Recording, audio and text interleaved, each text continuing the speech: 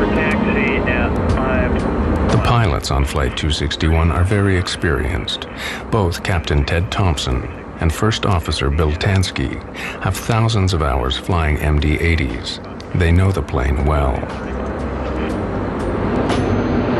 The MD-83 is one of a successful and popular family of rear-engined low-flying planes. Originally launched in 1980, over 1,100 were delivered worldwide. Flaps. Check, confirmed. Spoilers.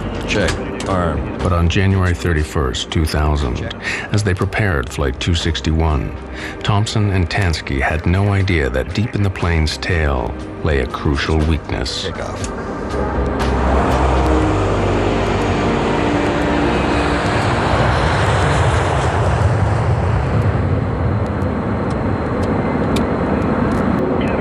Shortly after takeoff, Captain Thompson and First Officer Tansky get the first sign of trouble. The horizontal stabilizer on the tailplane won't move. The pilots carry out a standard checklist to try and free the stabilizer. Stabilizer trim switch. Normal. Circuit breakers. Reset if tripped. D9, D10, D11, okay. The stabilizer on the MD-83 is a 40-foot wide surface at the front of the tail. It's like another wing. Together with the elevators at the rear of the tail, the stabilizer is used to adjust the angle of the plane in flight. The stabilizer wasn't moving. Thompson and Tansky assumed that there was a fault in the electric motors that move it up and down. They believed they could fix the problem. They had no idea they were in great danger. What they dealt with was something that really snuck up on them. It was not supposed to be a big deal. If it had been, they would have turned around and gone back in to the Mexican airfield they came out of. So it's perfectly all right to troubleshoot it. The pilots repeatedly try the two switches that operate the stabilizer. The primary motor is activated by both the switch on the control stick, known as the pickle switch, and the sliding suitcase handles on the central console. Either system operative. No. Both systems inoperative. Consider stab jam. Do not use autopilot. Check. The jam stabilizer is pushing the aircraft down toward the ground. At 28,500 feet, the pilots switch off the autopilot and fly the plane manually. They have to pull back hard on the control column to push the nose of the plane up. This requires considerable physical effort by the pilots. The plane climbs for the next 7 minutes to its cruising altitude of 32,000 feet. As they fly up the coast, the pilots contact their airline's maintenance department for assistance. Maintenance, we need to know if any faults like this got reported recently for this aircraft. Whether there are any switches that we might not be aware of that can get those motors turning again? Roger 261. I Have verified no history on your aircraft in the past 30 days. Yeah, we didn't see anything in the logbook. I use the example of the average layman, I think, can understand. If you try to start your car and it doesn't crank, you try jiggling the key in the socket and then try it again. And I think that the crew was probably understandably going through a lot of these, well, maybe it'll work now, or let's try this, let's try that. The pilots need to think about what will happen when they descend for landing. How will the plane behave? Will they be able to control it?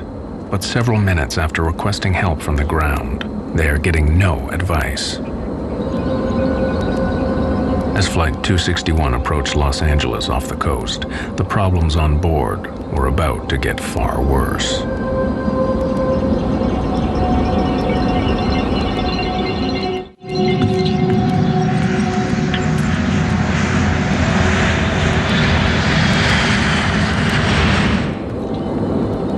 The pilots on the crippled Alaska Airlines Flight 261 are flying manually at 32,000 feet in a plane that has a jam stabilizer, which is forcing the plane's nose down. The pilots have another go at freeing up the jam stabilizer. They switch on both the electric motors that control it. This will click it off. Holy!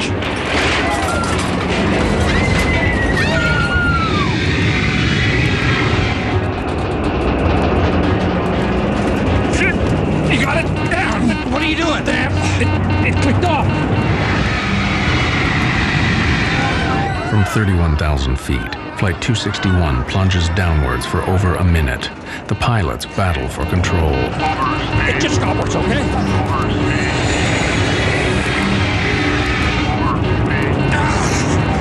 You're stalled! At first, they pull back on the control columns to fight the dive.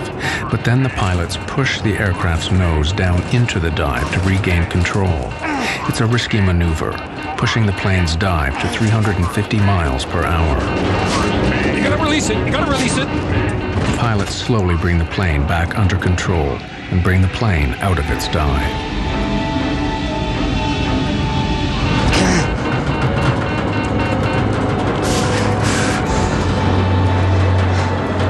Let's get speed brakes. Give me high pressure pumps. Okay. Help me back. Help me back. Okay.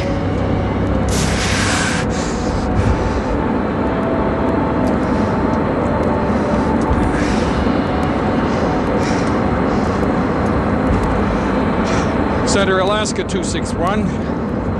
We're in a dive here. I've lost control. Vertical pitch. Alaska 261, say again, sir. Yeah, we're out of 26,000 feet. We are in a vertical dive. Not a dive yet, but we have lost vertical control of our airplane. Just help me. Once we get the speed slow, maybe we'll be okay. Maintaining level flight is not easy. The jam stabilizer continues to push the nose of the plane down. We're at 23.7. Request. Yeah, we got it under control here. No, we don't. Okay. Okay. To counteract the downward force of the stabilizer, the pilots use the elevators, movable panels at the back of the tail, linked by cable to the control column. The pilots pull with all their might. The fate of the plane hangs on the strength of their arms.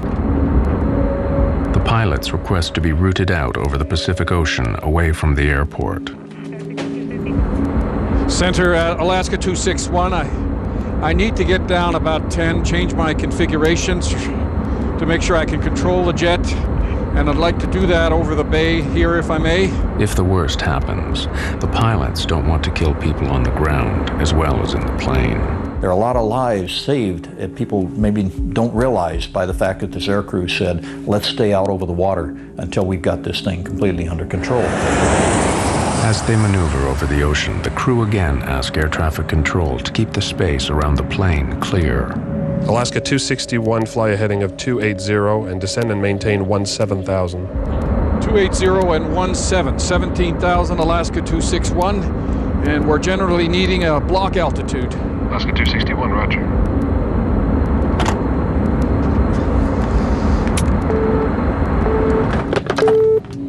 I need everything picked up and everybody strapped down. The pilots concentrate on trying to fix the plane, even though they don't know what will happen. Test flying now. How's it feel? It's wanting to pitch over more. Okay, get some power on. I'm at 250 knots. Real hard? No, actually, it's pretty stable right here, see, but we got to get it down to 180. The pilots try to slow the aircraft down to landing speed without losing control. But as they inch their way toward a solution, every move they make could have fatal consequences. The only hope for the passengers is that the pilot's skill and experience can get the plane to Los Angeles Airport. It's on the stop now, it's on the stop. Not according to this, it's not. As one effort after another fails, the crew wonder if the stabilizer is damaged. The trim might be, and then it might be if something's popped back there. Yeah. It might be mechanical damage too. I think if it's controllable, we ought to just try and land it. Think so? Okay, let's head for LA. But just as they prepare to land in Los Angeles, something gives way in the tail of the plane. Did you feel that? Yep. Okay, give me slats. This is a bitch. Is it? Yeah.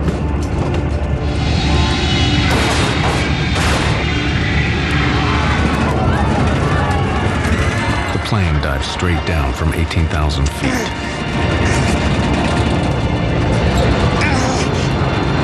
To avoid collisions, Los Angeles Control has warned the pilots of nearby planes that Alaska 261 is in difficulty.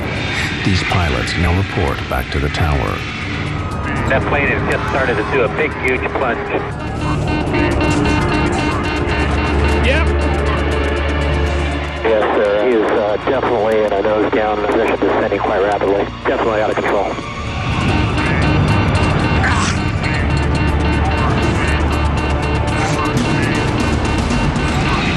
Plane's inverted, sir.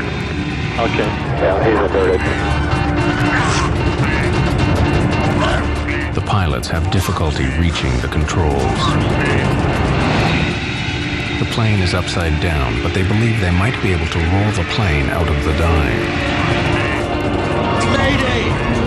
Push and roll! Push and roll! Kick, damn it! Push! Push! Push! Push the blue side up! They tried to fly the airplane even upside down. They never for a moment believed that they could not find a way to control this airplane. Push! I'm pushing! Okay, let's kick rudder! Left rudder! Left rudder! Can't reach it! Okay! Right rudder! Right rudder!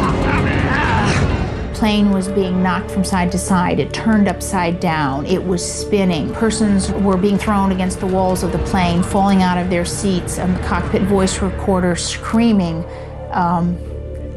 unbelievable, horrible last few minutes of their lives. Are we flying?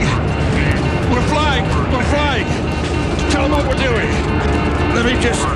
damn. At least upside down, we're flying. Yeah. And it was so violently upside down that the pilots were hanging from their shoulder straps. Passengers don't have shoulder straps.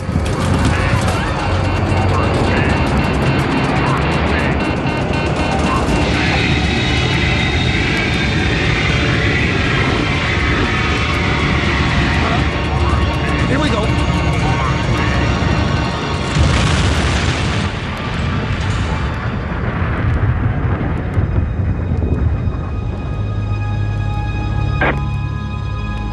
And he just hit the water. Yes, sir. He hit the water. He's down.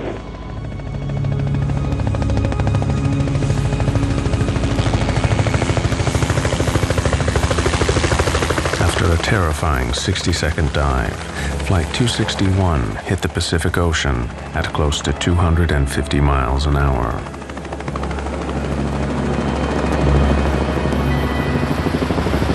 Rescue helicopters were soon at the crash site, but there were no survivors. The plane had broken up on impact. 88 passengers and crew, including 3 young children, died instantly.